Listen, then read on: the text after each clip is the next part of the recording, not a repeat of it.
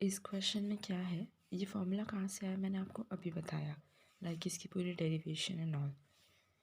Angle of elevation of a ladder leaning against a wall. Say suppose this is your wall.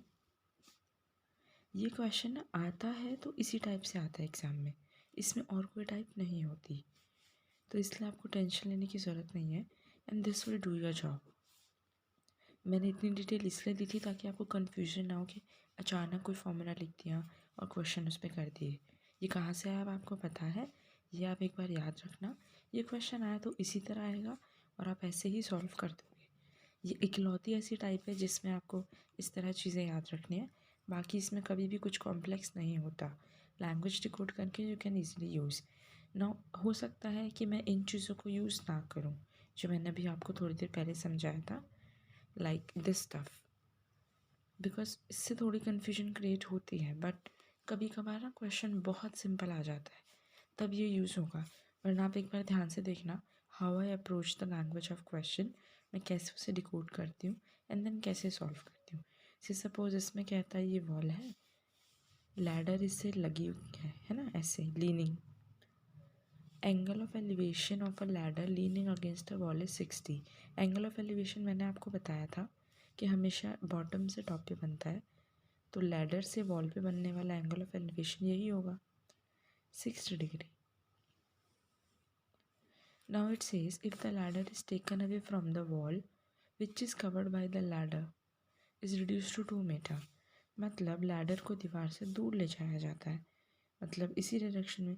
ये exactly वही question है जो मैंने अभी आपको पीछे कॉन्सेप्ट समझाया ना, ये उसी की इम्प्लीमेंटेशन है। मुझे नहीं पता कितने से लेके गया, मैंने इसे ए मान लिया। एक्चुअली यहाँ पर ए आएगा, वो शायद क्वेश्चन में मैं लिखना भूल गई। एक चीज़ और इसमें मिसिंग है कि इसको ए मूव करने पे जो न्यू एंगल बनता है ना, वो 30 डिग्री बनता है। तो अब ये कह रहा है कि जब ये ए मीटर से पीछे चला गया लैडर, तो अब ये इस तरह आएगा दीवार पे। यही बेसिक लॉजिक मैंने आपको अभी एक पिछले वीडियो में बताया था। तो ये जो डिस्टेंस है, ये जो कवर डिस्टेंस है वॉल का, पहले लैडर यहाँ था, अब पीछे सरकाने के बाद लैडर यहाँ है, तो ये जो चीज़ है ये 2 मीटर है। इतनी हाइट, इतने पोर्शन की हाइट 2 मीटर है। आपको इस एक की वैल्यू बतानी है कि कितना पीछे गया लैडर, और नया एंगल है 30 डिग्री। इसकी लैंग्वेज में actually I forgot to wrote that line जिसमें 30 डिग्री था। तो मैंने आपको अभी बताया, यही कॉन्सेप्ट मैंने आपको समझाया। मुझे ऐसा कुछ क्वेश्चन मिलेगा, मैं डायरेक्ट फॉर्मूले में डालूंगी। ए की वैल्यू, ए हमेशा ये डिस्टेंस होगा, जिस डिस्टेंस से आप लैडर को मूव करवाते हैं इन द बैकवर्ड डायरेक्शन, ए हमेशा वो ही डिस्टेंस होगा। यहाँ पे ए था तो मैंने ए मेरा मैच हो गया।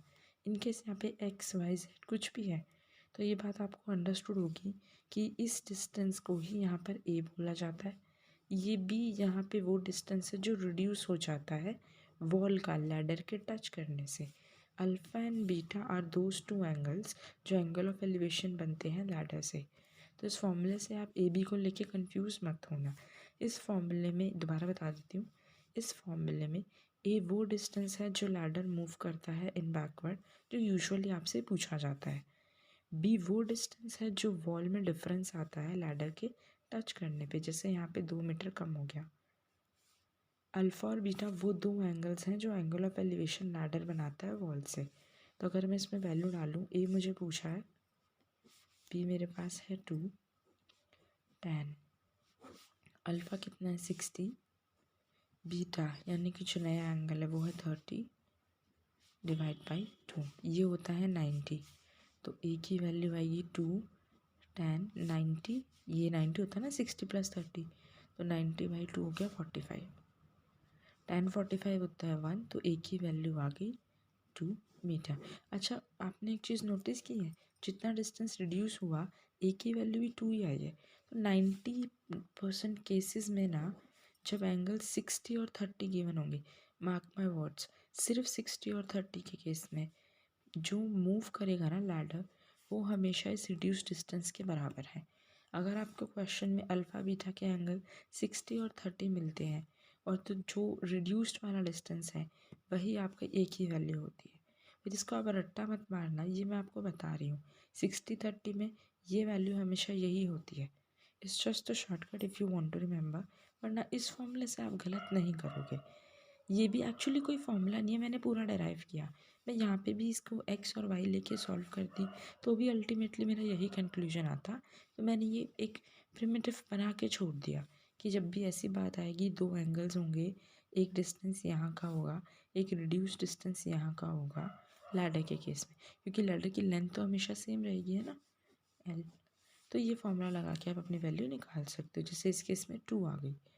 और एक बात ये होती है कि 60-30 गिवन हो तो ये वैल्यू सेम आती है। हो सकता है यहाँ पे कभी एंगल्स चेंज हो जाए, तब भी ये फॉर्मूला आपकी हेल्प कर देगा। बट आज तक इस क्वेश्चन की लैंग्वेज नहीं बदली। It's always like 60 and 30। बहुत रेयर केस कभी ऐसा होगा कि एंगल चेंज्ड आए। बाकी ये फॉर्मूला आपको याद रखना है। ये क्या वैल्यू सिग्निफाई करती हैं? ए क्या है? Move distance. बी क्या है? Reduce distance. अल्फ़ा बीटा क्या है? वो दो एलिवेशन एंगल्स। ये आपको याद रखना है कि कौन सी वैल्यू क्या है। आप वैल्यूज इसमें डालना, आपका आंसर आ जाएगा। तो ये एक इकलौता ऐसा क्वेश्चन है जिसमें ऐसे फॉर्मूले, actually it's not a formula, यहाँ पे करने के बजाय मैंने आपको पहले समझा दिया। हम आगे के क्वेश्चंस देखते हैं जो आपके एग्जाम पॉइंट ऑफ व्यू से काफ़ी इंपॉर्टेंट है। ये देख लेते हैं। A boy 1.5 metre tall is at a certain distance from a 30 metre tower. Okay, तो एक टावर है 30 मीटर का। एक सेकेंड ना, sorry for the drawing. 30 metre का, और एक लड़का है 1.5 metre tall is at a certain distance from the tower. ये है टावर जिसकी हाइट है 30 मीटर। एक बॉय है जिसकी हाइट है 1.5 मीटर। 30 और बड़ा कर लेते हैं, और ये इससे कुछ डिस्टेंस पे है, ठीक है। Then elevation angle with the eyes of the boy changes from 30 to 60 after walking some distance toward the tower. Find the distance traveled by the boy. What it's saying कि बॉय की जो आई थी, अब मैंने आपको ये बात इनिशियली बताई थी बलून के कॉन्सेप्ट में भी, कि जब आई से बात होती है तो आई के नीचे एक डिस्टेंस होता है, टॉप पर होती है, तो एंगल ऑफ एलिवेशन यहाँ से बनेगा, पैरों से नहीं बनेगा। आंखें तो ऊपर है ना उसकी। तो ये बात मैंने आपको अभी इसीलिए बताई थी क्यों ये इसी तरह यूज़ होता है। अब वो कह रहा है कि एंगल ऑफ एलिवेशन 30 से 60 पे चेंज होता है जब वो टावर की तरफ कुछ डिस्टेंस चलता है। मतलब जब वो यहाँ था, है ना, यहाँ था, तो जो एंगल ऑफ एलिवेशन बन रहा था टावर के टॉप से, ये था 30। फिर वो कुछ चला, मान लो इस तरफ ही चल रहा है ना, टूवर्ड्स द टावर, इतना चला, तो अब जो एंगल ऑफ एलिवेशन उसका बनता है यहाँ से, क्योंकि चलने के बाद वो खुद भी तो यहाँ आ जाएगा ना। पहले यहाँ खड़ा था, फिर चलते चलते चलते चलते बीच में से चलते चलते चलते चलते यहाँ के खड़ा हो गया। दिख रही है ड्राइंग ना आपको? अब यहाँ पे जब देख रहा है ना, तो ये एंगल ऑफ एलिवेशन उसका 60 डिग्री हो गया। बिना चले तो एंगल नहीं बदला, साफ लिखा है उसमें आफ्टर वॉकिंग सम डिस्टेंस। तो पहले जब यहाँ खड़ा था, यहाँ से देखता है 30 डिग्री, फिर थोड़ा आगे आके यहाँ खड़ा हो गया कुछ डिस्टेंस चल के। डिस्टेंस मुझे नहीं पता तो मैं डी मान लेती हूँ। अब यहाँ से देख रहा है तो 60 डिग्री हो गया। हाइट यहाँ भी 1.5 थी तो यहाँ भी 1.5 रहेगी, है ना। आदमी की हाइट थोड़ी चेंज होगी। अगर वो मान लो यहाँ भी पहुँच जाएगा तो भी 1.5 ही रहेगा ना। व्हाट आई मीन इज़ यहाँ खड़ा था 1.5, तो जितना भी चलेगा टावर के इस एज तक हाइट 1.5 ही होगी। ये पूरा 30 है, ये हिस्सा 1.5 है क्योंकि आदमी की हाइट 1.5 है। यहाँ खड़ा था तो भी इतने मीटर का था, आगे चल के यहाँ खड़ा हो गया तो भी 1.5 है। तो इसका मतलब यहाँ से इतनी हाइट तो 1.5 ही होगी। अगर ये पूरा 30 है, ये 1.5 है, तो ये हिस्सा कितना होगा?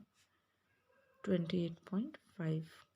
ये कहाँ से आ गया? 30 में से, पूरे 30 में से मैंने इतना यानी कि 1.5 माइनस किया तो मुझे ये मिल गया 28.5। आप मेरी बात समझ रहे हो? यहाँ से 30 डिग्री था, आगे चल गया यहाँ से 60 डिग्री एंगल ऑफ एलिवेशन। पूरी हाइट है 30, आदमी था 1.5 मीटर। और ये तो आपको पता होता है कि इतनी लाइन खींच के जो डिस्टेंस यहाँ है वही यहीं आता है। ये 1.5 था, इसका लॉजिक भी मैंने बोल दिया। ये यहाँ पे 1.5 मीटर का आदमी आगे चल के यहाँ खड़ा हो गया तो भी 1.5 मीटर है। तो इसके पैरेलल में जितना एरिया टावर का इसके सामने है वो इसकी हाइट का ही है ना। भैया आप ऐसे समझो, एक दीवार है 4 मीटर की, आप हो 1 मीटर के, आप दीवार के सामने खड़े हो, दीवार 4 मीटर की है, आप 1 मीटर के खड़े हो, तो आपकी आंखों, आपकी हाइट से लगती जितना दीवार का हिस्सा होगा वो 1 मीटर और ये 3 मीटर, ऐसे ही होगा ना। भाई बोले दीवार आपसे कितनी ऊंची है, आप कहोगे मैं 1 मीटर हूँ, दीवार 4 मीटर है, तो दीवार मुझसे 3 मीटर ऊंचाई पर है। आपने कैसे कह दिया 3 मीटर, क्योंकि 1 मीटर आपने अपना माइनस किया। जब यहाँ से आप 3 मीटर निकाल रहे हैं तो ये वाला जो हिस्सा दीवार का आपके एग्जैक्ट सामने है वो 1 मीटर के ऊपर ही तो आएगा ना। This is the thing, object के सामने ये चीज़ तो हम इक्वल कर ही देते हैं, डिस्टेंस या हाइट, वही चीज़ है 1.5 1.5। मुझे लगा नहीं कि इसकी ज़रूरत है समझाने की, बट इन केस आपको कोई डाउट हो दैट्स व्हाई आई एक्सप्लेन। तो अब आगे वो क्या कह रहा है, distance travel by the boy, ये जो उसने चला ये कितना है। पहले इस वाले ट्रायंगल की बात कर लूँ मैं, जो इनिशियल ट्रायंगल था। देखो थोड़ा ना इसमें कंफ्यूजन हो सकती है डायग्राम की कॉम्प्लेक्सिटी से, पर आप धीरे धीरे समझना। इस वाले ट्रायंगल को जब मैं बात करूँ, जब एंगल 30 है तो tan 30 की वैल्यू क्या होगी, आपको पता है tan थीटा होता है परपेंडिकुलर बाय बेस। तो इसमें 30 का परपेंडिकुलर है ये मैं निकाल चुकी हूँ 28.5, है ना। पूरा 30 था, ये 1.5, और एंगल यहीं बने हैं ना, तो मैं ट्रायंगल इतना ही कंसीडर करूँगी। ये नीचे का मेरे लिए मैटर नहीं करता, एंगल आई से बना है, सारी चीज़ ऊपर की है। 1.5 माइनस हो गया तो अब मेरे पास कुछ इस तरह का डायग्राम आ गया यहाँ पे। ये हो गया मेरा 28.5, ये पहला एंगल बना है 30 डिग्री पे, दूसरा एंगल है 60 डिग्री पे। ये डिस्टेंस जितना उसने ट्रैवल किया है डी, इस पॉइंट से इस पॉइंट तक, ये मुझे बताना है। मैंने इसको यहाँ बना दिया सिंपल करके, नीचे वाला क्यों हटाया वो मैंने आपको अभी बता दिया, क्योंकि एंगल हमेशा आई से बनेगा, मुझे इस हाइट की लोड नहीं है। पर हाँ, ये मेरी कहाँ यूज़ हुई, इसको माइनस करके मुझे इन ट्रायंगल्स के लिए परपेंडिकुलर हाइट मिल गई। तो अगर अब tan 30 की बात होगी तो परपेंडिकुलर बाई बेस। अच्छा ये डी है, ये मुझे पता नहीं है, मैं इसे ए मान लूँ, मान सकती हूँ ना। ये तो मुझे पता नहीं है कितना डिस्टेंस रह गया, पहले तो यहाँ था, यहाँ तक डी चल के आ गया, आगे मैंने मान लिया कि डिस्टेंस ए है, यानी कि डी प्लस ए टोटल डिस्टेंस है उसकी इनिशियल पोजीशन और टावर के बॉटम का। तो अगर मैं tan 30 की बात करूँ, tan 30 यहाँ पे है, तो पूरा एंगल आएगा, इसमें परपेंडिकुलर है 28.5 और बेस क्या होगी डी प्लस ए। और इस ट्रायंगल के लिए tan 60, इस ट्रायंगल में जहाँ थीटा 60 है इसकी परपेंडिकुलर तो सेम है 28.5, और बेस क्या हो गया ये ए। आपको इसमें कोई कन्फ्यूजन तो नहीं है ना, ये 30 है पूरे ट्रायंगल का, इनिशियल केस में जब आगे नहीं बढ़ा था यहीं खड़ा था। 28.5 परपेंडिकुलर, बेस था ये पूरा, मैंने इसको डी मान लिया, इसको ए मान लिया, तो टोटल बेस क्या हो गया डी प्लस ए। फिर जब यहाँ पर बात आ गई, इस वाले एंगल की बात कर रहे हैं tan 60, तो इस पर्टिकुलर एंगल में परपेंडिकुलर 28.5 बेस ए। tan 30 की वैल्यू आपको पता है 1/√3, 28.5 डी प्लस ए। tan 60 की होती है √3, 28.5 बाई ए। तो अब आपके पास ये दो चीज़ें हैं सॉल्व करने के लिए। आपको पूछा क्या है, आपको डी पूछा है ना, distance travel by the boy. एक बात आप ध्यान रखना, जब आप इस स्टेज पर आ जाओ, आपके पास दो चीज़ें हैं सॉल्व करने के लिए, इक्वेशन है, तो आपको एक फैक्टर तो एलिमिनेट करना ही पड़ेगा। डिपेंड करता है आप एलिमिनेट किसको करोगे। आपसे डी पूछा है ना, तो आप ए को एलिमिनेट करोगे। ए को एलिमिनेट करने के लिए आपको दूसरी इक्वेशन से ए की वैल्यू निकाल के इसमें डालनी है। What I am saying is, आपके पास दो इक्वेशंस आएंगी हमेशा, इस तरह डिकोड करके डायग्राम बनाने और लिखने के बाद फाइनली आप एंड अप करते हो इस स्टेप पे। यहाँ पे आपको एक वेरिएबल एलिमिनेट करना होता है, और आपको एलिमिनेट वो करना है जो आपसे पूछा नहीं गया। जैसे मेरे हो सकता था आप बोलोगे कि यार आप इसे डी की वैल्यू निकाल के इसमें डालो, ए की वैल्यू आ जाएगी, पर मुझे डी ही तो पूछा है, तो मैं ए की वैल्यू इसमें डाल दूँगी ताकि मेरा डी आ जाए, इससे कैलकुलेशन ईजी होती है। मुझे डी पूछा था तो मैं ए रिप्लेस करूँगी, मुझे ए पूछा होता तो वो तो यहाँ से डायरेक्ट ही आ जाता, तो वो भी जानता उसने क्या पूछा है, जहाँ पे कॉम्प्लेक्सिटी है वही पूछा है। यहाँ से ए की वैल्यू क्या आएगी, ए ऊपर जाएगा √3 नीचे, तो इस इक्वेशन से ए की वैल्यू आएगी 28.5 √3। अब मैं ये ए की वैल्यू इसमें डाल देती हूँ, तो ये आएगा 1/√3 इज इक्वल टू, या फिर आप ऐसे कर लो, इसको पहले क्रॉस मल्टीप्लाई कर लो जस्ट टू सिंप्लीफाई। सॉल्व आप अपने हिसाब से कर सकते हो, मैं बस आपको सिंप्लीफाई करके दे रही हूँ। ये ऊपर चला जाएगा d+a, ये आ जाएगा 28.5 √3। ए की वैल्यू यहाँ से डाल दूँगी तो d + 28.5 √3 इज इक्वल टू 28.5 √3। आप इसे यहाँ ले आएंगे तो अब ये बनेगा d is equal to 28.5 √3 minus 28.5 divide by √3। आप इसे सॉल्व करना, आंसर आएगा 19 √3, because I have to make. अच्छा मैं आपको बता ही देती हूँ, चलें। आप इसे मल्टीप्लाई करेंगे, ये 3 ऊपर √3 मल्टीप्लाई होकर 3 हो जाएगा, तो अब ये चीज़ बन जाएगी 28.5 इंटू 3 माइनस में 28.5, एक्चुअली स्पेस इशू हो गया यहाँ पे ना, डिवाइड बाई √3। कुछ नहीं है, आप इसे नॉर्मल सॉल्व जैसे करते हैं वैसे ही सॉल्व करके देखना, 19 √3 विल बी योर आंसर। ये इक्वेशंस कैसे आए मैंने वो भी आपको बताया, ये डायग्राम कैसे आए मैंने वो भी आपको बताया। अगर आपको समझ नहीं आता तो एक बार फिर से देखना। Still you have any doubt, let me know in the comment section. इसका नेक्स्ट क्वेश्चन भी एक बार देख लेते हैं। Vertical tower stands on a building of 20 metre high. ठीक है, कोई एक बिल्डिंग है, ये रही मेरी बिल्डिंग जो कि 20 मीटर हाई है, हाइट आएगा। एक बिल्डिंग है जिसकी हाइट है 20 मीटर, इसके ऊपर एक वर्टिकल टावर खड़ा है, लिखा ना vertical tower stands on a building, तो ये हाइट की है बिल्डिंग की 20 मीटर, इसके ऊपर एक टावर खड़ा है मान लिया। फिर if the elevation angles are 45 and 60 degree from a point on the ground of the bottom and top of the tower, then the height of the tower is। ये कह रहा है कि कोई ग्राउंड है ना, ये इस ग्राउंड पे कोई पॉइंट है, मुझे नहीं पता तो मैंने पी मान लिया। इस पी से इस टावर, कह रहा है टावर के बॉटम और टॉप पे एलिवेशन एंगल बन रहा है। टावर का बॉटम क्या होगा, ये भाई बिल्डिंग जहाँ ख़त्म होगी उसके ऊपर ही तो टावर लगा है, टावर का बॉटम क्या होगा, यही एंड होगा जहाँ पे वो लगा है 20 मीटर जहाँ ख़त्म होता है। तो एक बनता है एंगल ऑफ एलिवेशन ये, एक बन रहा है एंगल ऑफ एलिवेशन ये, तो angle of elevation on the bottom of tower है 45, ये आ गया आपका 45, and angle of elevation to the top of tower है 60, ये पूरा आएगा 60। अच्छा आपको कन्फ्यूजन होनी नहीं चाहिए, उसने कहा बॉटम ऑफ टावर पे 45, टॉप ऑफ टावर पे 60। बॉटम ऑफ टावर की जब बात हुई थी, ये बॉटम ऑफ टावर है, बॉटम ऑफ टावर मतलब टॉप ऑफ बिल्डिंग, क्योंकि बिल्डिंग के टॉप पे ही तो टावर खड़ा है, तो टावर का बॉटम बिल्डिंग का टॉप होगा।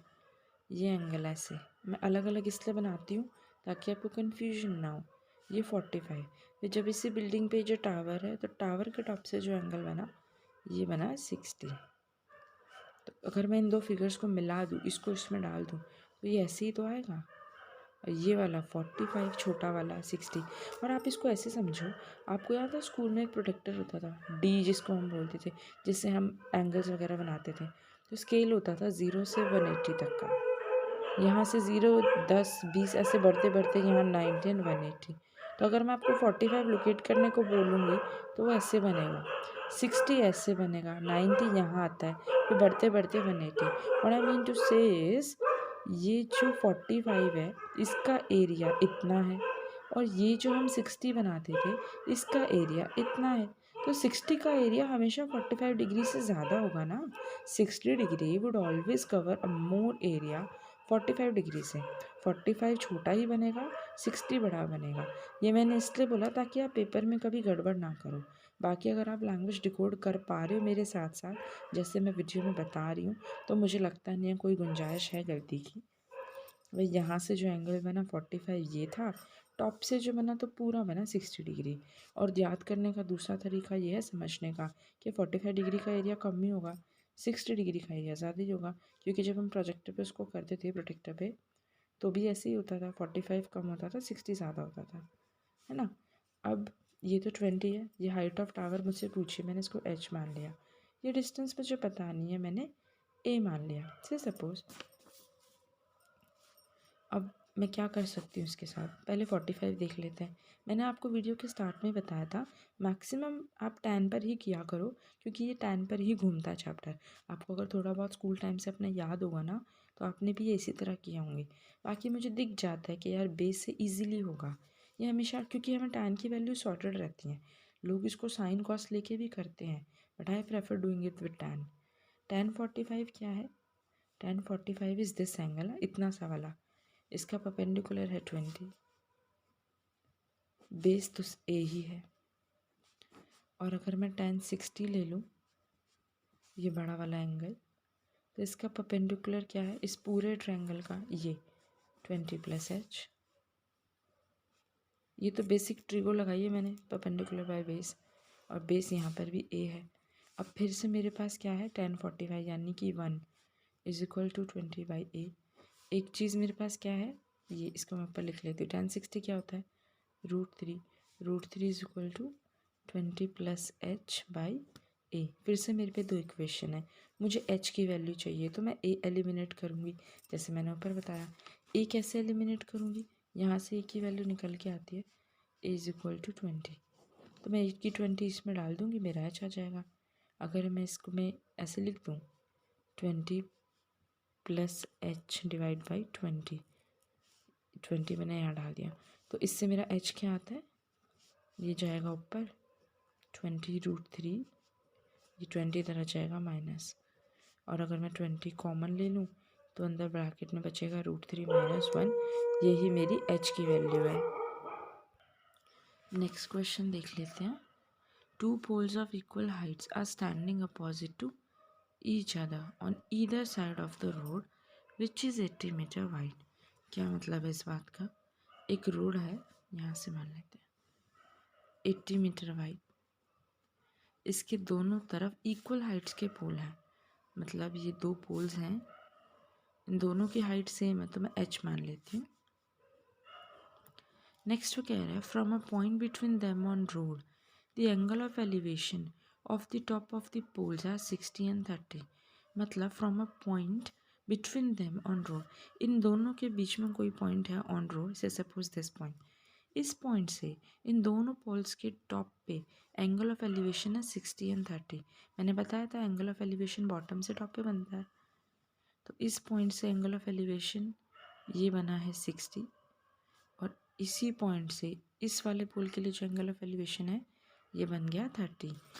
अभी तक मुझे क्या पता है, ये डिस्टेंस है 80, एक रोड है जिसकी दोनों तरफ दो खंबे लगे हैं जिनकी हाइट सेम है। मुझसे पूछी है हाइट ऑफ पोल और distance of point from the pole, height same है पर नहीं पता क्या है, मैंने h मान ली। इन दोनों के बीच का टोटल डिस्टेंस 80 मुझे गिवन था, एंगल ऑफ एलिवेशन मुझे पता है, मुझसे पूछ रहा है h क्या होगा।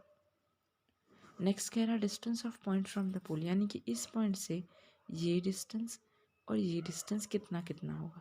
मैं इसे a मान लेती हूँ, इसको मान लेती हूँ b, तो मुझसे h पूछ रहा है, a पूछ रहा है और b पूछ रहा है।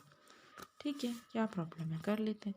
इस वाले ट्रायंगल में बात करूँ तो मेरे पास 1060 की वैल्यू क्या आएगी, perpendicular h divide by base, ये मैंने a मान लिया, ठीक है ना। और जब इस वाले ट्रायंगल की बात करूँगी तो यहाँ 1030 क्या आएगा मेरा, परपेंडिकुलर, यानी कि h बाई बेस, ये मैंने b मान लिया। तो 1060 क्या होता है, √3 h/a, ठीक है। 1030 क्या होता है, 1/√3 h/b h। अच्छा एक चीज़ मुझे आप बताना, ये पूरा 80 है, ये a है, ऑल्दो मैंने b माना सिंगल वेरिएबल, पर यहाँ से एक चीज़ मैं कह सकती हूँ ना कि b की वैल्यू 80 - a ही तो है। ये पूरा रोड 80 मीटर वाइड है, इतना इससे मैंने a मान लिया, तो ये 80 - a ही होगा, मैंने b मान लिया, मतलब वैसे लिखा है मैंने, you can assume it like this. तो 1/3 इस केस में परपेंडिकुलर है h, और बेस ये a है, ये पूरा 80 था, तो ये 80 - a बचेगा, तो तो बेस है 80 माइनस ए। अब फिर से मेरे पास दो इक्वेशन है, मुझसे एच ए बी या फिर बी का मतलब वही है 80 माइनस ए। तो बेसिकली मुझे ए और एच निकालना है। पहले अगर मैं एच की बात करूँ तो मुझे ए एलिमिनेट करना पड़ेगा, है ना। अब क्योंकि इसमें मुझे दोनों ही बताने हैं तो मैं किसी को भी एलिमिनेट कर दूँ, फ़र्क नहीं पड़ता। बट टू सिंप्लीफाई थिंग्स मैं इसको इस तरह लेके चलती हूँ कि यहाँ से मुझे ए की वैल्यू क्या मिल जाएगी, ए की वैल्यू एच की वैल्यू a√3 है ना, ए ऊपर चला जाएगा। ये अगर मैं इसमें डाल दूँ तो अब मेरे पास यहाँ क्या आएगा। देखिए ये तो सिंपल कैलकुलेशन है यार, आप अपने हिसाब से कर सकते हो, पर मैं इसलिए करा रही हूँ ताकि आपको टू दी पॉइंट पता हो चीज़ें होती कैसे हैं। मैंने कुछ नहीं करा, दो इक्वेशन बनी थी, मैंने सॉल्व करी। मैंने किसी भी एक को एलिमिनेट करना था। आई थॉट एच को पहले एलिमिनेट कर लूँ तो ईजी है, बिकॉज अगर मैं ए की वैल्यू निकालती हूँ वो आएगी एच डिवाइड बाई √3। फिर रूट के लिए हैसल है तो मैंने पहले एच निकाल लिया। तो एच की वैल्यू मैंने a√3 यहाँ से उठा के यहाँ रख दी। अब अगर मैं इसे सॉल्व करूँ तो ये क्या आ जाएगा, 80 minus A is equal to √3 into √3 3 हो जाएगा, तो यहाँ आ जाएगा 3a। ये इधर चला जाएगा तो 80 हो जाएगा 4a और a की वैल्यू आ जाएगी 20। तो मेरे पास a की वैल्यू आ गई 20। अब अगर मेरे पास a 20 है तो b कितना आएगा, ये 80 माइनस a। मैंने बताया था ना ये पूरा 80 है, ये a है तो ये होगा 80 माइनस a आ गया 20। तो b क्या आ जाएगा, 80 माइनस 20 60। b की वैल्यू भी आ गई 60। a भी आ गया, b भी आ गया। पूछ रहा है h की वैल्यू क्या थी, a√3, a की वैल्यू है 20 तो ये आ गया 20√3। फाइनली मेरी तीनों वैल्यूज़ आ गई। आप पूरे इस वीडियोस को आप कंप्लीट करके देखना, पूरे चैप्टर में कुछ भी टफ नहीं है। आप बस एक बार डायग्राम बना लो, कुछ बेसिक चीज़ें सोचो कि एंगल भाई कब बड़ा बनता है। जैसे इस वाले क्वेश्चन में एक चीज़ थी ना, ये भी मैंने जो आपको समझाया, 60 हमेशा बड़ा ही बनेगा 45 से। थोड़ा इसको अलग अलग करके भी समझ सकते हो। इतनी सी चीज़ें आप ध्यान रखो, आपसे कभी गलती होगी नहीं। Next, from the top of a tower, the angle of depression of the top of a 60-meter high building 2D is 30 degree and the angle of depression of its foot to its foot is 60 degree. Find the height of tower. क्या कह रहा है ये, कोई tower है, from the top of tower the angle of depression. मैंने आपको एक बात बहुत शुरू में बताई थी कि जब एंगल ऑफ एलिवेशन बनेगा किसी चीज़ से किसी चीज़ पे, तो जिस पर एंगल ऑफ एलिवेशन बनेगा उसकी हाइट ज़्यादा है इससे, है ना, तभी तो ये ऊपर देख पाएगा क्योंकि वो उससे ऊंचा है, तभी तो एंगल ऑफ एलिवेशन बनाएगा। सेम केस है, अगर इस तरफ से एंगल ऑफ डिप्रेशन बनता है तो वो नीचे देखेगा। नीचे देखने के लिए इसका इससे छोटा होना ज़रूरी है ना। एंगल ऑफ एलिवेशन में जब इसकी हाइट ज़्यादा होगी तो एंगल ऑफ डिप्रेशन में इसकी कम होगी। ये तो बहुत बेसिक बात है। ये कह रहा है from the top of a tower, ये टावर है जिसकी हाइट मुझे पता नहीं है, मैंने पूरी हाइट को h मान लिया। इससे to the top of a 60 metre high building, यानी कि कोई बिल्डिंग है जिसकी हाइट है 60 मीटर। वो कह रहा है इसके टॉप से इसके टॉप पे एक एंगल ऑफ डिप्रेशन बन रहा है और इसके टॉप से इसके बॉटम पे भी एक एंगल ऑफ डिप्रेशन बन रहा है ना।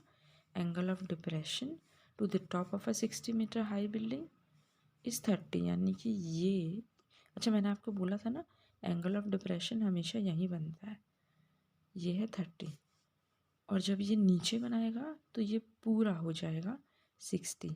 इसका कॉन्सेप्ट मैंने आपको इस वाले क्वेश्चन में बताया, इससे पहले वाले में 45 और 60 वाला ना बड़ा कैसे होता है। ये इतना डायग्राम आपको समझ आया। जब यहाँ पे एंगल ऑफ डिप्रेशन बना तो इतना एंगल 30 होगा। जब यहाँ नीचे एंगल ऑफ डिप्रेशन बनेगा तो इसी इमेजिनरी लाइन के साइड से ये एंगल 60 हो जाएगा। हाइट ऑफ टावर आपको पूछ रहा है। अगर आपको याद हो तो इसी वीडियो में शुरू में मैंने एक क्वेश्चन कराया जहाँ पे मेन की हाइट है 1.5 मीटर, सामने एक बिल्डिंग एक टावर था जिसकी हाइट थी 30 मीटर। तो मैंने आपको अभी समझाया था ये इससे माइनस होगा तो ये बच जाता है 28.5 मीटर। तो ऐसे मैं यहाँ पे भी बोल सकती हूँ ये 60 है तो इसके सामने वाला इतना हिस्सा भी 60 मीटर होगा। अब ये पूरा h मान रखा है ना मैंने टावर की हाइट यहाँ तक तो 60 है सेम। ऊपर जो बच गई इसको मैं a मान लेती हूँ। ऐसे तो मैं इसको h माइनस 60 भी कर सकती हूँ, पर फिलहाल के लिए मैं a कर लेती हूँ। तो मेरी h की वैल्यू क्या हो जाएगी, 60 प्लस a। मैंने इनिशियली कहा भाई टावर की हाइट h है, मुझे पता है यहाँ तक टावर की हाइट 60 है, ऊपर का हिस्से की हाइट मुझे नहीं पता। अगर मैं इन दोनों को जोड़ दूँ मुझे टावर की हाइट मिल जाएगी। कैलकुलेशन आसान करने के लिए, क्योंकि नेगेटिव में हमेशा प्रॉब्लम होती है, मैंने इसे a मान लिया। तो मैं ये कह सकती हूँ भाई टावर की हाइट है 60 प्लस a। 60 इसकी वजह से a जो मैंने बचे हुए हिस्से की हाइट मान ली, दोनों का सम मेरे टावर की हाइट हो गई 60 प्लस a। अब आप बोलोगे अभी तक तो हमने एंगल ऑफ डिप्रेशन के क्वेश्चन किए ही नहीं, अब इस एंगल में हम कैसे तो परपेंडिकुलर लें, कैसे तो क्या लें। तो यहाँ पे बेसिक ज्योमेट्री कॉन्सेप्ट लगता है। अगर दो लाइन एक दूसरे के पैरेलल है ना, तो ये एंगल और ये एंगल हमेशा बराबर होते हैं ना, वर्टिकली अपोजिट एंगल। तो अगर आप इसको देखो, this is the imaginary line, this is the Z, इसको जेड बोलते हैं ना, उल्टा जेड। ये एंगल 30 है, तो ये एंगल 30 हो जाता है vertically opposite. And to be honest, angle of depression को सॉल्व करने का तरीका भी यही होता है। इस 30 को आप यहाँ पे 30 मान लेते हो इस कॉन्सेप्ट की वजह से। अब ये पूरा 60 है, तो इसका z कौन सा निकल के आता है वर्टिकली अपोजिट में, मतलब इस 30 का, इस एंगल का वर्टिकली अपोजिट एंगल क्या होगा, यही होगा। ये 30 है तो ये भी 30, और इस एंगल का, इस पूरे का वर्टिकली अपोजिट एंगल क्या होगा, ये वाला। ये 60 है तो ये भी 60। एंगल ऑफ डिप्रेशन सॉल्व करने का तरीका ही यही होता है।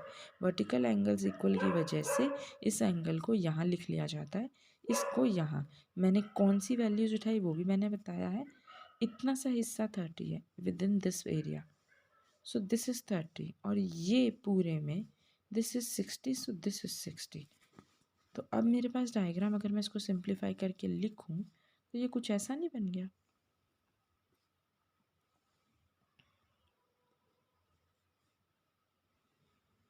ऐसा। ये है 30, ये है 60, ये हाइट है 60 मीटर, तो ये भी 60 मीटर है। ये मैंने a मान ली पूरी, तो ये पूरी हाइट होगी 60 प्लस a। ये मुझे पता नहीं है, मैं इसे x मान लेती हूँ। कुछ नहीं है, इन चीज़ों को देख के डर ना लग जाए, मैंने इसको यहाँ पे ऐसे बना लिया। अब अगर मैं tan 30 लिखना चाहूँ तो tan 30 मेरा क्या आएगा, इस एंगल में। And obviously this is 60, so this is 60, this is x, तो ये भी आपका x ही होगा। फिर जो डिस्टेंस टावर से इधर दूसरे टावर के बीच में है बिल्डिंग के, तो वो यहाँ से यहाँ पर भी तो होगा ना। अगर हमने इसको 60 और इसको 60 इक्वेट कर दिया तो इसको x और इसको x भी मान सकते हैं। तो tan 30 की वैल्यू क्या आएगी, परपेंडिकुलर, इतना हिस्सा a है ना, तो इसमें परपेंडिकुलर a और बेस x। और tan 60 की वैल्यू क्या आएगी यहाँ पे, परपेंडिकुलर, इसमें पूरा आएगा 60 वाले ट्रायंगल में, तो ये आएगा 60 प्लस a बेस x है। तो यहाँ से what I can conclude is tan 30 क्या होता है, 1/√3 is equal to a by x.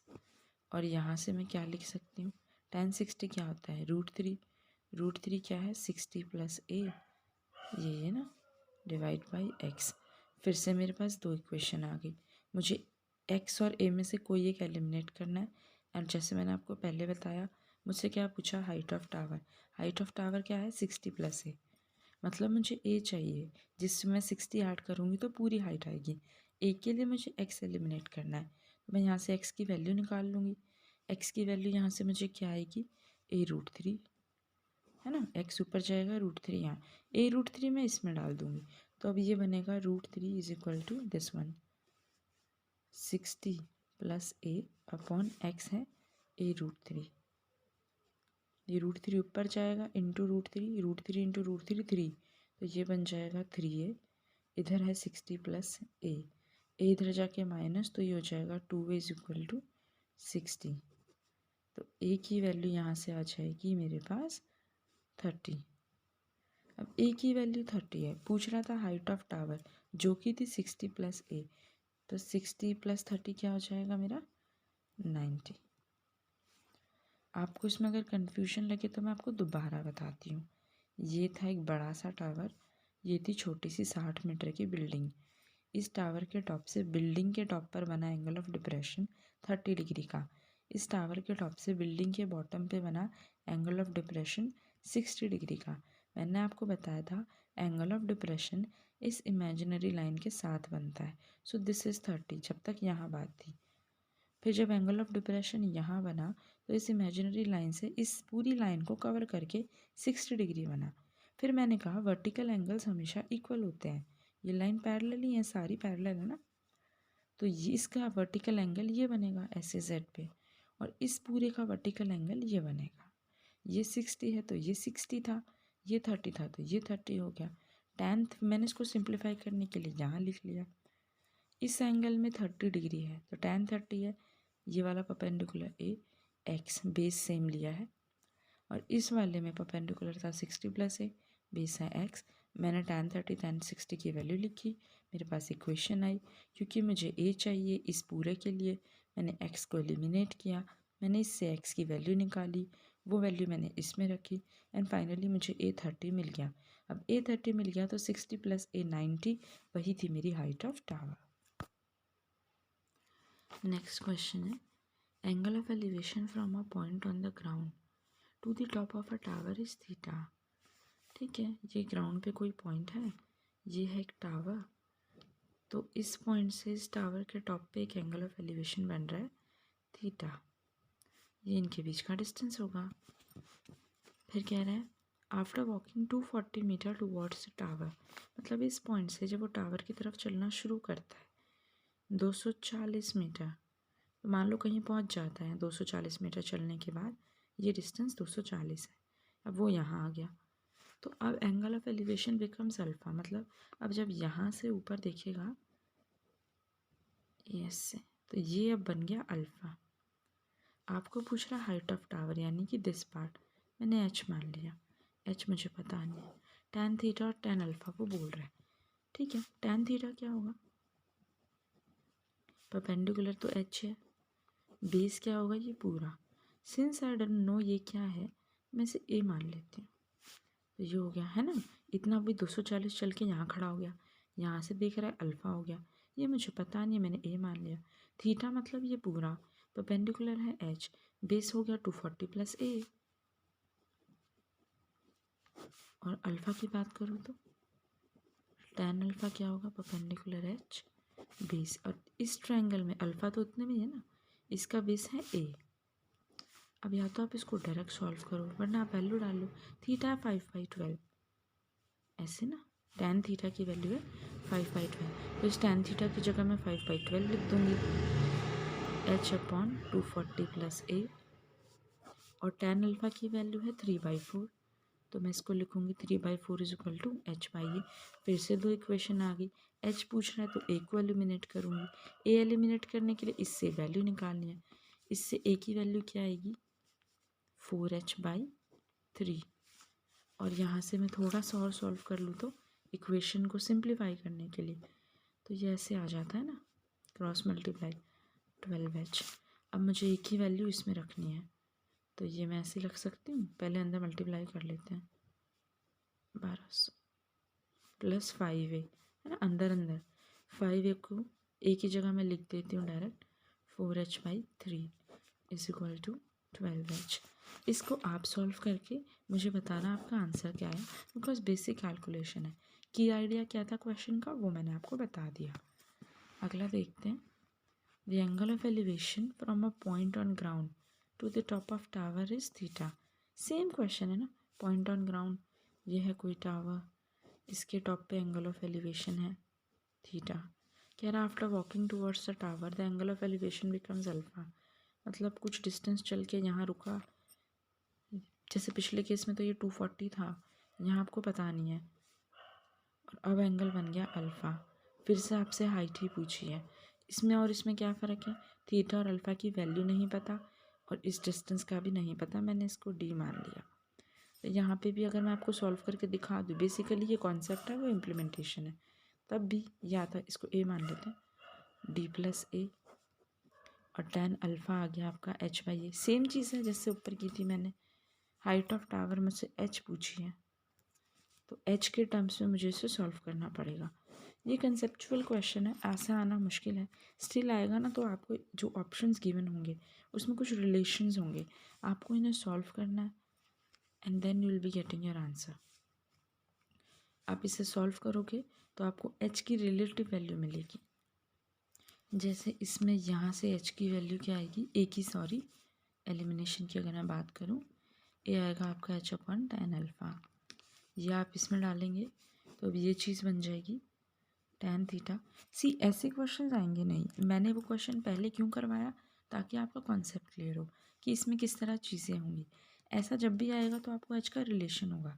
जैसे मैंने यहाँ से a की वैल्यू निकाली है, अब वो मैं इसमें रख दूँ तो tan थीटा ये हो जाएगा h upon D plus h by tan alpha, A की वैल्यू, ये ऊपर जाके मल्टीप्लाई आएगा, तो जब आप इसे सॉल्व करोगे ना, आपको h की वैल्यू कुछ इस तरह मिलेगी, tan theta D plus h upon tan alpha. तो हो सकता है ऑप्शन में आपको यही चीज़ गिवन हो, तो आप इसे टिक करके आना। कभी कभी हो सकता है और सिंप्लीफाइड हो, तो आपको इसे क्रॉस मल्टीप्लाई करके h को एक तरफ लाना पड़ेगा। मोस्ट प्रोबेबली वो रिलेशन बेस्ड क्वेश्चन है, आपको पूछेगा क्या रिलेशन है हाइट, इस हाइट ऑफ टावर में और डिस्टेंस में, तो कुछ इस तरह की आपकी इक्वेशन बनेगी। This is just for your concept clearance, otherwise आपको वैल्यूज़ मिलती हैं तो आप इसको पता है आपको कैसे करना है। इसमें मैंने यहीं पे छोड़ दिया, अगर ऑप्शन में ये होगा तो यही आंसर हो जाता है, अगर कुछ और सिंप्लीफाइड है तो आप इसे अंदर मल्टीप्लाई कर सकते हैं। इसका नेक्स्ट देख लेते हैं, how it goes like, angle of elevation from the 2 points which are in straight line with the bottom of the pole to the top of the pole are complementary to each other। अच्छा, आपको पता है complementary angle कौन से होते हैं? Complementary angle वो होते हैं, अगर मैं कह रही हूँ alpha and beta are complementary angle, इसका क्या मतलब है? इसका मतलब है कि अल्फ़ा और बीटा का सम 90 डिग्री है। बस कॉम्प्लीमेंट्री वो एंगल्स होते हैं जिन दो एंगल्स का सम 90 डिग्री होता है। वो कह रहा है angle of elevation from the 2 points which are in straight line. अच्छा, मतलब ये एक स्ट्रेट लाइन है, इस पर 2 पॉइंट्स हैं, with the bottom of the pole to the top of the pole are complementary to each other. मतलब इस तरफ मान लीजिए, कहीं भी आप मान सकते हैं, यहाँ भी यहाँ भी। बात ये हुई कि एक पोल है, ठीक है, स्ट्रेट लाइन में bottom of the pole, bottom of the pole से एक स्ट्रेट लाइन है जिस पे 2 पॉइंट्स हैं, से सपोज दिस एंड दिस, ये दोनों एंगल्स एलिवेशन बनता है, एक ऐसे बनेगा, और इस पॉइंट से एंगल ऑफ एलिवेशन कैसे बनेगा, ऐसे बनेगा। मैंने कहा इस पॉइंट से जो एंगल ऑफ एलिवेशन बनेगा टॉप ऑफ पोल पे, मान लो अल्फ़ा है, और इस पॉइंट से जो बनेगा मान लो बीटा है। ये दोनों कॉम्प्लीमेंट्री है, गिवन है। कॉम्प्लीमेंट्री का क्या मतलब है कि इनका सम 90 है, यानी कि alpha plus beta is 90 degree. तो अभी तक वो ये कह रहा है कि एक पोल है जिसकी हाइट हमें पता नहीं है, पूछी है, h मान लिया, इसके टॉप से 2 पॉइंट है ग्राउंड पे जो कि इसकी बॉटम से स्ट्रेट लाइन में है, उन दोनों पॉइंट से एंगल ऑफ एलिवेशन बनते हैं। मैंने कहा एक अल्फ़ा एक बीटा, और ये दोनों कॉम्प्लीमेंट्री, मतलब अल्फ़ा प्लस बीटा है 90 डिग्री, इनका सम। अब वो कह रहा है कि इनका distance from the bottom of the pole is 9 metre and 16 metre. Obvious सी बात है, जो पास है वही 9 होगा, है ना, एक 9 मीटर की दूरी पे है, एक 16 मीटर की दूरी पे है, तो जो पास है वो 9 मीटर ही होगा। ऐसा तो हो नहीं सकता, ये 9 और ये 16 है, ये 9 मीटर है और ये 16 पे, यानी कि पूरा ये 16 नहीं होगा, ये बात आप ध्यान रखना। वो कह रहा है बॉटम ऑफ द पोल से 16 मीटर है, ये बॉटम ऑफ पोल है, तो इस पॉइंट और इस पॉइंट का डिस्टेंस 16 है, और ये वाले का डिस्टेंस बॉटम ऑफ पोल से 9 है, ये 16 मीटर है। ये अंडरस्टूड हो गया, 7 मीटर पर इसकी नीड नहीं है, क्यों, वो मैं बताती हूँ। अब जिस तरह से हम क्वेश्चन करते आए हैं, अगर मैं उस तरह से इसके सोल्यूशन को देखूँ तो मैं कहूँ tan alpha perpendicular by base h by 9, मैं कहूँ tan बीटा ये बेसिक वही है जो अभी तक हमने किया है।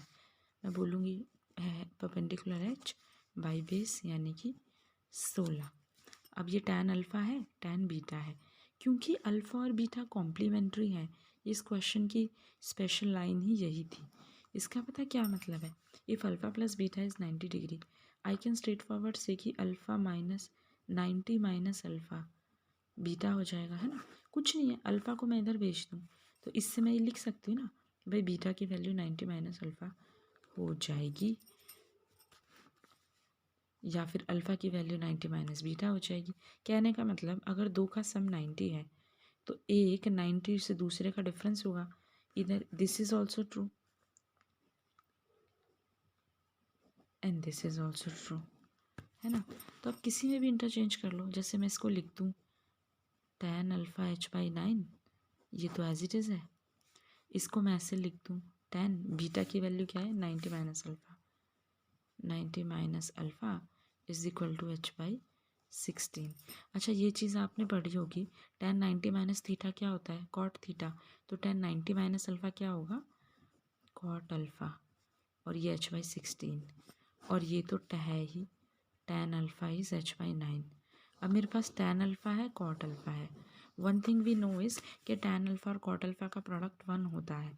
अगर मैं इन दोनों इक्वेशन को मल्टीप्लाई कर दूँ तो tan alpha into cot alpha is equal to इनका product h by 9 into H by 16, ये 1 होता है। तो h by 9 into H by 16 1 हो जाएगा। 1 का क्या मतलब है? ये हो जाएगा h square h into H, तो h स्क्वायर हो जाएगा 9 इंटू 16। तो h की क्या वैल्यू आएगी? अंडर रूट ऑफ 9 इंटू 16, और ये कितना होता है? Under root. इसका आंसर आ जाएगा 12। अभी ये चीज़ मैंने आपको कैसे बताई? डायग्राम जैसा बोला था मैंने बनाया, tan alpha h by 9, tan beta h by 16। मैंने कहा ये दोनों एंगल कॉम्प्लीमेंट्री है, which means alpha plus beta 90 degree है, तो यहाँ से बीटा की वैल्यू 90 माइनस अल्फ़ा होगी, बिकॉज इनका सम 90 है, क्योंकि ये कॉम्प्लीमेंट्री और ये चीज़ गिवन है। तो मैंने tan बीटा को tan 90 माइनस अल्फ़ा लिख दिया यहाँ से, h बाई 16 तो है ही। और मुझे ये भी पता चला था, मतलब पता है कि tan 90 माइनस अल्फ़ा की वैल्यू कॉट अल्फ़ा होगी। तो अब ये इक्वेशन ऐसी बन गई, कॉट अल्फ़ा h बाई 16। अब मेरे पास tan अल्फ़ा है, कॉट अल्फ़ा है, मुझे पता है इन दोनों का प्रोडक्ट 1 होता है। तो मैंने कहा tan alpha into cot alpha is equal to h by 9 into H by 16, ये 1 होता है। तो h by 9 into H by 16 1 हो गया, h स्क्वायर यहाँ चला गया, तो 9 इंटू 16 यहाँ रह गया। इसको सॉल्व किया मैंने बस, h की वैल्यू आई। कहने का क्या मतलब है, इतना लंबा लेने की ज़रूरत ही नहीं है, ये तो मैंने आपको बेसिक बताया। जब भी वो ऐसे कहे कि दो एंगल हैं जो एक ही पॉइंट पे, आप ये स्ट्रक्चर याद रखना, दो एंगल अलग अलग पॉइंट से बन रहे हैं, या दो पॉइंट दो एंगल ऑफ एलिवेशन बना रहे हैं एक पॉइंट पे। ये जो मैं बोल रही हूँ ना, ध्यान से सुनना, if and only if alpha and beta या थीटा गामा जो भी दो एंगल है कॉम्प्लीमेंट्री है, तो इसमें h की वैल्यू डायरेक्ट आती है रूट a इंटू बी।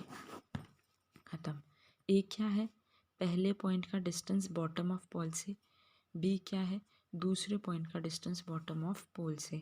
ये फॉर्मूला a और b आपको पता चल गया, दोनों का डिस्टेंस है बॉटम ऑफ पोल से। क्वेश्चन में गिवन है हाइट ऑफ पोल, जो आपसे हमेशा पूछेगा। डायरेक्ट फॉर्मूला है दोनों का प्रोडक्ट और अंडर रूट। पर ये फॉर्मूला कब लगेगा? जब ये दोनों कॉम्प्लीमेंट्री होंगे। अगर आपने ध्यान से देखा तो करते करते करते करते मैं इसी पे आ गई ना, this is nothing but your H, this is nothing but your A cross B, this is nothing but your square root. Actually मेरा आंसर इसी से आया। ये कैसे आया मैंने आपको करके दिखाया है। तो जब ये कॉम्प्लीमेंट्री हो आप ये फॉर्मूला डायरेक्ट याद कर सकते हो। इनकेस आप भूल जाते हो तो आप ऐसे ही प्रोसीड करना। और ये मैंने इसीलिए बताया कि अगर आप भूल जाओ तो आप ऐसे भी कर सकते हो, बाकी याद रख पाओगे तो भी अच्छा है। अब ये वाला क्वेश्चन है, मैं चाहूँगी इसे आप खुद सॉल्व करें। ये सीरीज 2019 में आया था।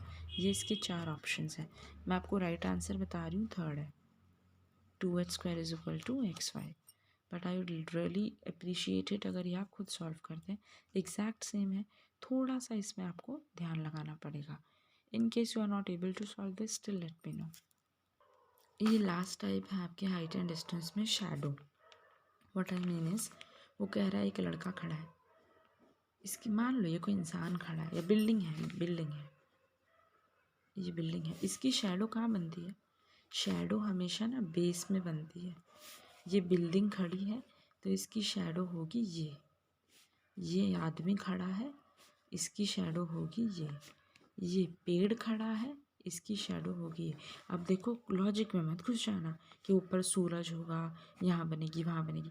अभी हाइट एंड डिस्टेंस के मैटर में जब बात करेंगे ना, तो जो शैडो है हमेशा बेस में बनेगी। इतनी सी बात आपने ध्यान रखनी है। किसी भी ऑब्जेक्ट की बात हो रही है, बिल्डिंग की, टावर की, पोल की, आदमी की, पेड़ की, वो खड़े हैं, उनकी हाइट हमेशा उनके बॉटम से निकलती हुई लाइन ये बेस में बनेगी। ये चीज़ ऐसे बनती है, ये होगी उनकी ओरिजिनल हाइट, ये होती है उनकी शैडो, फिर यही कन्वर्ट हो जाती है परपेंडिकुलर, ये बन जाता है आपका बेस। तो कहने का मतलब है शैडो हमेशा ऐसे बेस पे बनती है। शैडो इज बेस, मैंने लिखा भी बेस है, और जो ओरिजिनल है वो तो परपेंडिकुलर होता है। इसका क्वेश्चन देख लेते हैं। Shadow of a building is 20 metre long when the angle of elevation of the sun is 60 degree. क्या मतलब है भाई? ये है बिल्डिंग, ये होगी इसकी शैडो। वो कह रहा है इसकी शैडो 20 मीटर की है। Angle of elevation of the sun is 60। Elevation का मतलब आपको पता है, एंगल नीचे ही बनेगा, बिल्डिंग के ऊपर ही सन होगा। आपको इतना लॉजिक में नहीं जाना, आप ये समझो ये बिल्डिंग है, इसकी शैडो 20 मीटर है। शैडो मैंने बोला बेस है तो बेस है, एंगल ऑफ एलिवेशन यहाँ बनता है नीचे। इस टाइप के क्वेश्चन में आप इसको ऐसे ही करना। हालांकि ये बहुत बेसिक है, पहले आते थे, बट यू नेवर नो, किस्मत बहुत अच्छी हो तो ऐसे आपको मिल सकते हैं। You must be knowing. Plus हो सकता है कभी कोई क्वेश्चन ऐसा फंस जाए जिसमें शैडो का कॉन्सेप्ट यूज़ हो।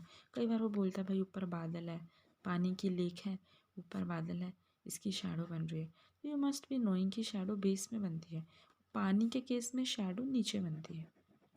खैर वो अलग चीज़ है, अब इस तरह के क्वेश्चन आते नहीं हैं। स्टिल कोई आएगा तो late me no, I let you know, मैं आपको बता दूंगी। बाकी आपका मेन कॉन्सेप्ट यहीं पे घूमता है। तो अब मेरे पास एंगल ऑफ एलिवेशन है, ये 20 है, हाइट ऑफ बिल्डिंग एच मुझे बतानी है। बताओ क्या बचा है इसमें? देखो, या तो आप इसको ऐसे करोगे जैसे हम अब तक करते आए हैं, आप बोलोगे tan 60 होगा परपेंडिकुलर बाई बेस 20। मैं बोलूँगी फिर यहाँ पे ये तो होता है √3 h/20, तो h की वैल्यू आ गई 20√3। या फिर इसको आप उससे करना जो मैंने आपको ट्रायंगल मेथड बताया था ना, भाई ये 60 है, tan 60 होता है √3, तो ऐसे राइट एंगल ट्रायंगल में जब थीटा 60 हो जाए तो ये हो जाता है √3, ये होगा 1, एकदम पहली वीडियो में मैंने आपको बताया था, और ये होता है 2।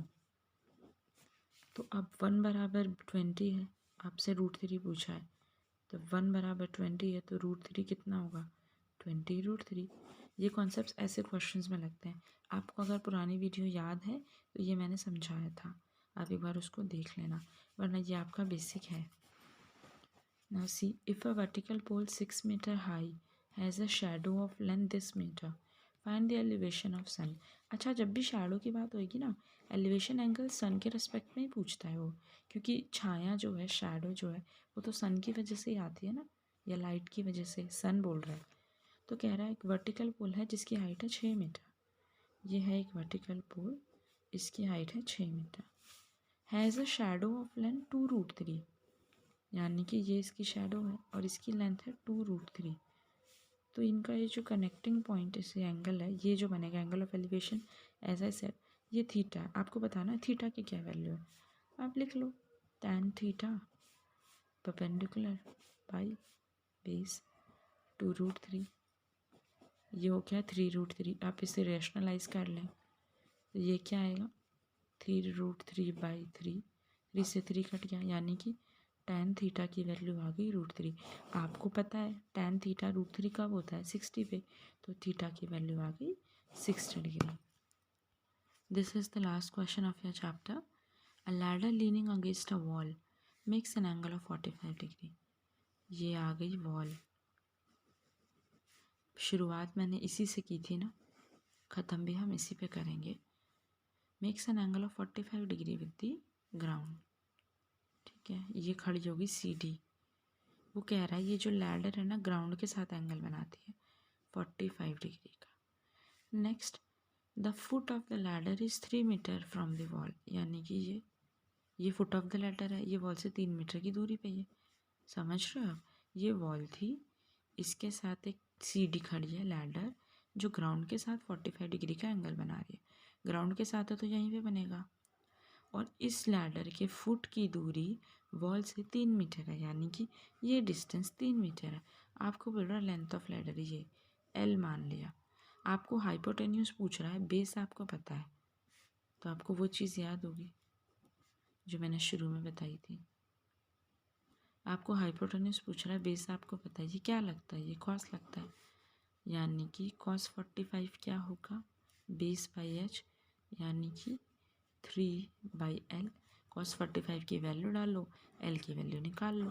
ये वाले जो थे ना, ये बेसिकली आपको ये समझाने के लिए कि शैडो के टर्म्स को किस तरह आप सॉल्व करोगे। अगर इन केस ऐसे तो आते नहीं है हाइट एंड डिस्टेंस से कॉम्प्लिकेटेड क्वेश्चंस, पर इन केस आ जाए तो you should be able to solve. Shadow हमेशा बेस में बनती है, this is all you have to remember. इतना सिंपल आ जाए तो आप ये भी लगा सकते हैं, ये मैंने शुरू में आपको बताया था। As far as compared with this angle, आपको थीटा निकालना है with the using of values. तो ये बहुत बेसिक चीज़ें थी जो ज़रूरत नहीं थी, बट स्टिल आई थॉट एक बार आपको बता दूँ। कई बार आपको एक चीज़ ऐसी मिलेगी कि suppose this is a lake full of water और इसके ऊपर बादल है, यहाँ पे भी बता रही थी ना मैं, और आपको इसकी शैडो मिलती है। तो ये बहुत अलग चीज़ होती है, इसमें भी कुछ नहीं होता, बादल एक हाइट पर मेंशन्ड होता है ना, एक हाइट के ऊपर ही बादल होता है, तो इसकी शैडो यहाँ ना बन के यहाँ बनती है। सिर्फ और सिर्फ पानी के केस में शैडो जो है, पानी के केस में जो शैडो है वो नीचे बनती है। तब भी आप इसी तरह के कॉन्सेप्ट लगा सकते हैं, ये चीज़ भी कभी टफ नहीं होती। This was all about your height and distance, क्योंकि जिस एग्ज़ाम के पर्पज़ से मैंने ये बनाया है, इतने ही बेसिक चीज़ें आती हैं। इसमें जो एक क्वेश्चन मैंने आपको खुद करने के लिए दिया था, रिमेंबर, उस पर लिखा है CDS 2019, वो एक बार आप ट्राई करें। इसमें मैंने SSC के क्वेश्चंस भी इंक्लूड किए हैं और CDS के तो हैं ही। Very good luck for your exams. Please let me know the feedback for this particular video.